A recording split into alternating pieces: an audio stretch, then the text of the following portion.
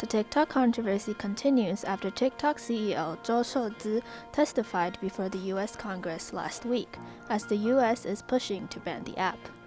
In an exclusive interview with TVBS commentator Wen Qiyu, Ma Rui, the founder of TechBuzz China and a technology and financial analyst, shares her views on the TikTok threat. The political leaders in the U.S. basically point to this one Chinese law that would require ByteDance to help Chinese authorities in intelligence and national security matters if it were ever asked to.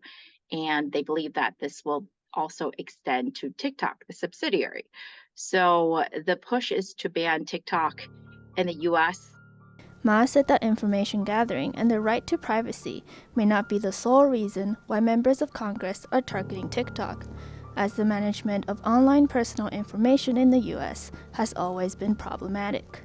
It could seem that, TikTok is being singled out again because of its Chinese ownership and not really because of its data collection practices. Also, as many other analysts have pointed out, American data is actually being sold kind of freely all over the world, including to Chinese entities by data brokers, because that aspect of our data privacy is not very well regulated at all.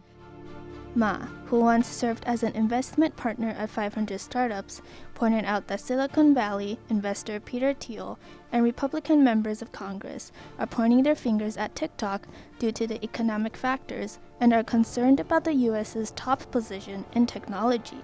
His fund and many other funds in Silicon Valley in recent years have also gotten a lot bigger in terms of investments into defense tech. So having, restrictive or maybe an openly hostile relationship with China could be very good for those portfolio companies. So maybe I'm thinking a little too much, but I think those could be very, very valid concerns.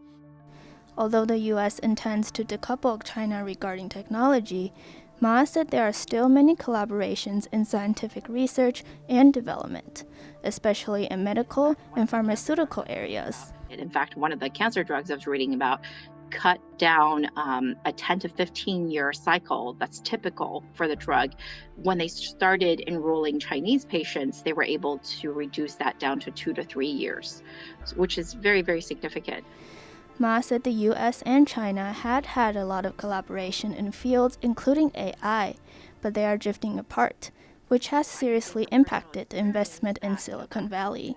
I can say from personal experience that, back in 2015-16, there were many Chinese investors looking to deploy capital here in Silicon Valley, and that has basically decreased to nothing.